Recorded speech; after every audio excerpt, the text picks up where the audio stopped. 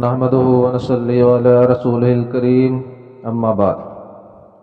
حضور اقدس صلی اللہ علیہ وسلم کا ارشاد ہے کہ اگر میرے پاس احد پہاڑ کے برابر بھی سونا ہو تو مجھے یہ بات پسند نہیں کہ میرے اوپر 3 دن گزر جائیں اس حال میں کہ میرے پاس اس میں سے کچھ بھی ہو بخبر اس کے کہ کوئی چیز ادائے قرض کے لیے رکھی لی جائے۔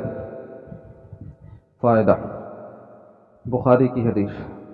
رواه بخاری۔ احد کا پہاڑ مدینہ طیبہ کا مشہور پہاڑ ہے جو بہت بڑا پہاڑ ہے۔ حضور اقدس صلی اللہ علیہ وسلم کا ارشاد ہے کہ اگر اس کے برابر سونا میرے پاس ہو تو میری خواہش یہ ہے کہ 3 دن کے اندر اندر اس سب کو تقسیم کر دوں، کچھ بھی اپنے پاس نہ رکھوں۔ 3 دن کی قید نہیں ہے، اس لیے ذکر فرمایا کہ اتنی بڑی مقدار کے خرچ کرنے کے لیے کچھ نہ کچھ وقت تو لگے ہی گا۔ البتہ اگر قرض ذمہ ہو اور جس کو دینا ہے وہ اس وقت موجود نہ ہو تو اس کا ادا کرنا چونکہ صدقہ سے مقدم ہے، اس لیے کہ اس کے ادا کرنے کے لیے کچھ روکنا اور محفوظ رکھنا پڑے تو دوسری بات ہے۔ اس حدیث شریف میں جہاں ایک جانب کثرت صدقہ کی ترغیب ہے تو دوسری جانب اس سے زیادہ اہمیت قرض کی ادا کرنے کی ثابت ہوتی ہے۔ حضور اقدس صلی اللہ علیہ وسلم کی خصوصی عادت شریفہ تھی کہ ذخیرہ رکھنے کا وہاں گزر ہی نہ تھا۔ حضرت انس رضی اللہ عنہ جو حضور اقدس صلی اللہ علیہ وسلم کے مخصوص خادم ہر وقت کے مشہور خدمت گزار ہیں، فرماتے ہیں کہ حضور اقدس صلی اللہ علیہ وسلم کل کے لیے کوئی چیز ذخیرہ بنا کر نہیں رکھتے تھے۔ حضرت انس رضی اللہ عنہ اس سے دوسری حدیث میں یہ ہے کہ حضور اقدس صلی اللہ علیہ وسلم کی خدمت میں ہدیہ میں کہیں سے 3 پرندے آئے، ان میں سے ایک حضور صلی اللہ علیہ وسلم نے اپنے خادم کو مرحمت فرما دیا۔ دوسرے دن وہ خادم اس پرندے کو لے کر حاضر ہوئے۔ حضور اقدس صلی اللہ علیہ وسلم نے فرمایا کہ میں نے تمہیں منع نہیں کر رکھا کہ کل کے واسطے کوئی چیز نہ رکھو، کل کی روزی اللہ جل شانہ خود مرحمت فرمائیں گے۔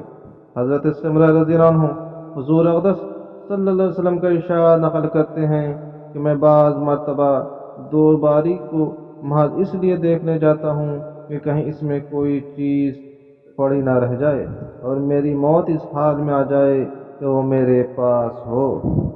حضرت ابو ذر غفاری رضی اللہ عنہ مشہور صحابی ہیں، بڑے زاہد حضرات میں تھے۔ مال سے عداوت کے ان کے بہت سے عجائب واقعات ہیں، جن میں سے ایک عجیب واقعہ قصہ آیات کے ذیل نمبر 11 صفحہ 37 پہ گزر چکا ہے۔ ان سے بھی یہی حدیث نقل کی گئی۔ کہتے ہیں کہ ایک مرتبہ حضور اقدس صلی اللہ علیہ وسلم کے ساتھ تھا۔ حضور اقدس صلی اللہ علیہ وسلم نے احد پہاڑ کو دیکھ کر یہ فرمایا کہ اگر یہ پہاڑ سونے کا بن جائے تو مجھے یہ پسند نہیں کہ اس میں سے 1 دینار بھی میرے پاس 3 دن سے زیادہ ٹھہرے، مگر وہ دینار جس کو میں قرض کے ادا کرنے کے لیے محفوظ رکھوں۔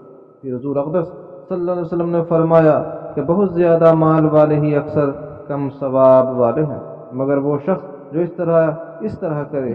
حدیث نقل کرنے والے نے اس طرح کی صورت دونوں ہاتھ ملا کر دائیں بائیں جانب کر کے بتائی، یعنی دونوں ہاتھ بھر کر دائیں طرف والے کو دے دے اور بائیں طرف والے کو، یعنی ہر شخص کو خوب تقسیم کرے۔